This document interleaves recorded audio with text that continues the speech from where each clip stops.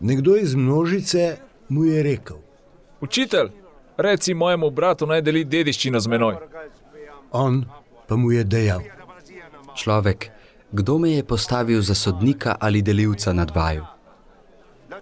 In rekel jim je: Pazite in varujte se vsake pohlepnosti, kajti življenje nikogar ni v obilju iz njegovega premoženja. Povedal jim je priliko. Nekemu bogatemu človeku je polje dobro obrodilo. Zato je v sebi razmišljal, kaj naj storim, ker nimam kam spraviti svojih pridelkov. Rekel je, tole bom storil.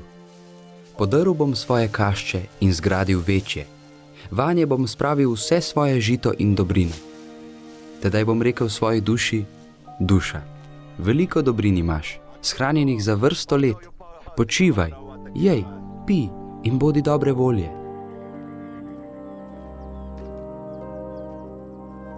Bog pa mu je rekel: neumnež, to noč bodo terjali tvojo dušo od tebe. In kar si pripravil, čigavo bo?